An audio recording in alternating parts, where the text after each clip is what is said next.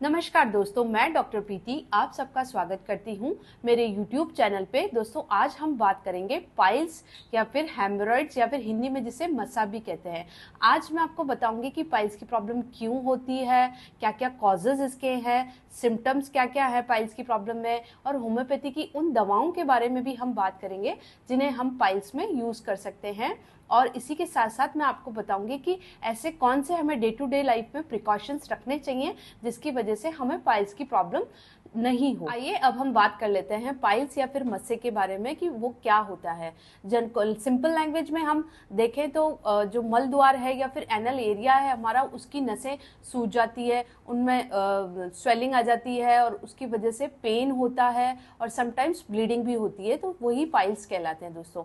अब हम इसके कॉजेस के बारे में बात करते हैं। मेन कॉज जो है पाइल्स का वह कॉन्स्टिपेशन है। लंबे टाइम तक अगर आपको कॉन्स्टिपेशन हो रहा है या कब्जी है और उसका आप ट्रीटमेंट नहीं ले रहे हैं तो उसकी वजह से ऑब्वियस सी बात है वो पाइल्स या फिर फिशर्स में कन्वर्ट होगा। सेकंड कॉज है एक्सेसिव प्रेशर या फिर स्ट्रेन देना स्टूल पास करते टाइम।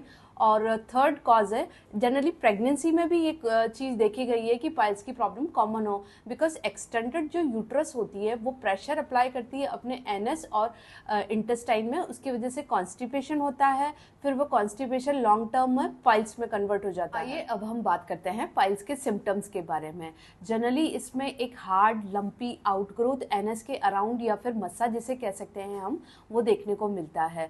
समटाइम्स ब्लीडिंग भी पेशेंट को होती है जिसमें ब्राइट रेड ब्लड आएगा पेशेंट को स्टूल के साथ साथ भी और स्टूल के बाद भी, और कई बार पेशेंट को जलन भी फील होती है, इसमें पेन सिवियर होता है और स्टूल पास करने में भी प्रॉब्लम होती है।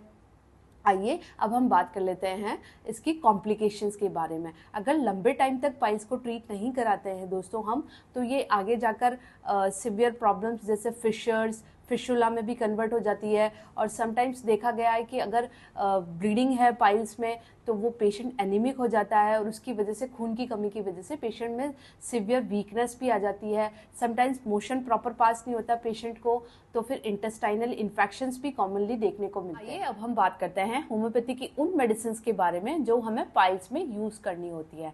सबसे पहली दवाई है दोस्तों नक्स वोमिका 200। यह एक मेल मेडिसिन है। इसमें जनरली डाइजेशन डिस्टर्बेंस की वजह से पेशेंट को पाइल्स होते हैं।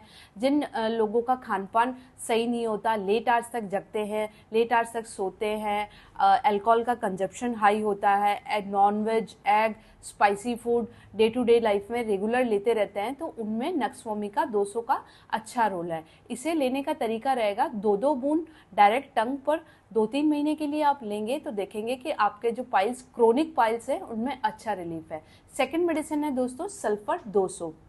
सल्फर 200 में जनरली देखने को मिलता है कि एनल एरिया के अराउंड एक चुभन सा या फिर ऐसा बोल सकते हैं हम चटके से चलते हो, पेशेंट को दर्द इतना सिवियर होता हो, तो उस चुभन वाले दर्द में सल्फर 200 का अच्छा रोल है। इसे यूज़ करने का तरीका रहेगा 2 बूंद सुबह सुबह खाली पेट हमें 1-2 महीने के लिए लेंगे तो हम देखेंगे कि अच्छा रिजल्ट है। थर्ड मेडिसिन है एस्कुलस।